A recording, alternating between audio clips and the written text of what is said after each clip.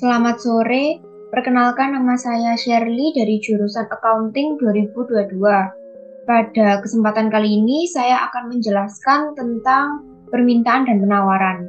Jadi ada beberapa topik yang saya akan bahas. Yang pertama adalah konsep dari permintaan dan penawaran, seperti pengertiannya dan faktor-faktor yang mempengaruhi. Selanjutnya adalah manfaat atau tujuan dari mempelajari permintaan dan penawaran. Lalu saya juga sudah mencari dan mengumpulkan data dan informasi yang mendukung. Selanjutnya saya juga menambahkan cara yang bisa dilakukan sebagai anak muda dalam berperan atas isu penurunan tenaga kerja. Dan yang terakhir adalah kesimpulan dari seluruh penjelasan.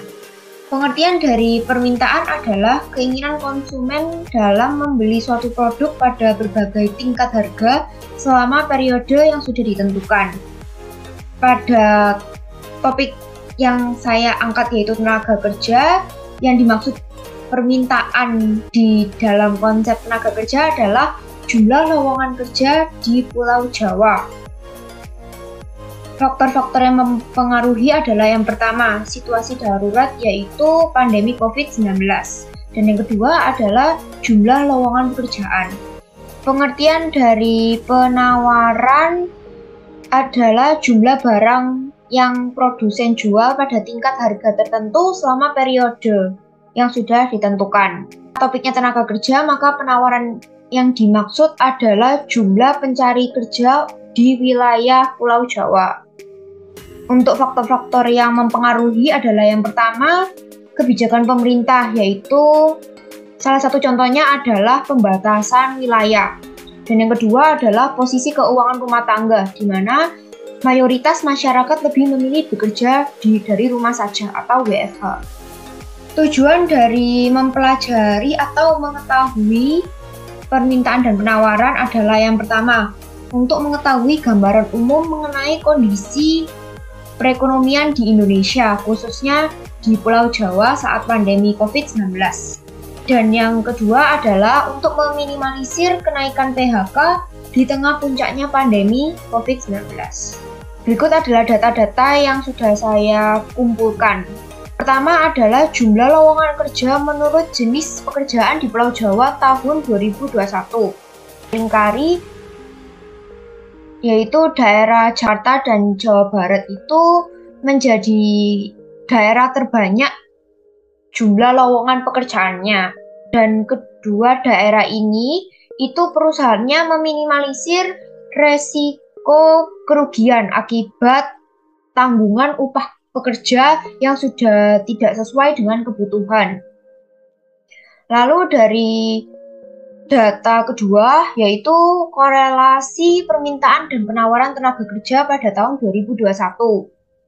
Bisa terlihat di sini bahwa jumlah permintaan itu lebih sedikit daripada jumlah penawaran, sehingga dapat terjadi pengangguran.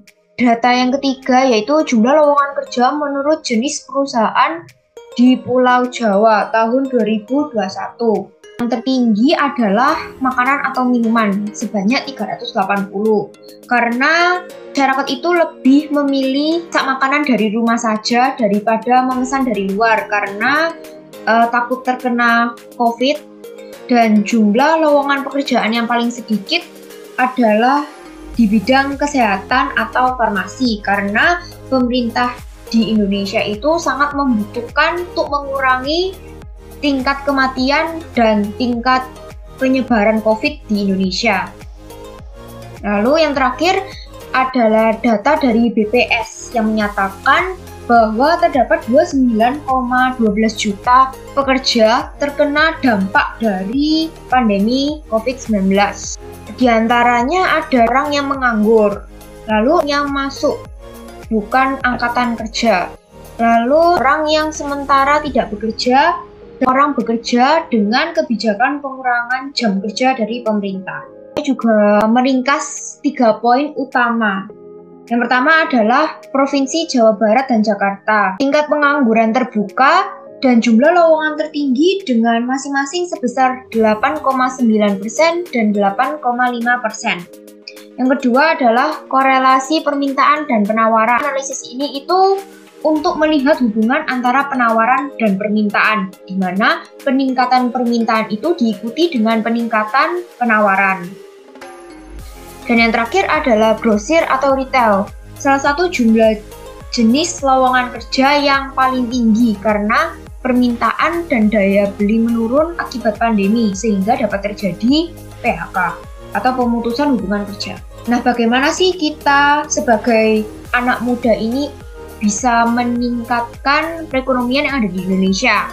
Yang pertama adalah memikirkan ide bisnis yang kreatif dan inovatif. Dan kedua adalah melakukan pekerjaan secara WFH selama pandemi. Dan yang ketiga adalah membantu pekerjaan lain dengan promosi di sosial media. Dan yang terakhir adalah membangun karakter bisnis agar dapat berjalan dengan baik. Jadi kesimpulannya ada 3. Yang pertama adalah banyaknya pengangguran dan PHK disebabkan karena faktor omset yang menurun dan pengurangan pekerja untuk mengurangi resiko kerugian perusahaan. Kedua, pandemi COVID-19 adalah salah satu penyebab utama penurunan ekonomi di Indonesia. Dan yang ketiga adalah ketidakseimbangan permintaan. Yang dimaksud adalah lowongan kerja dan penawaran yang dimaksud adalah pekerja. Menjadi penyebab peningkatan pengangguran dan di mana penawaran lebih tinggi daripada permintaan. Jadi sekian penjelasan saya tentang permintaan dan penawaran. Semoga bermanfaat dan terima kasih.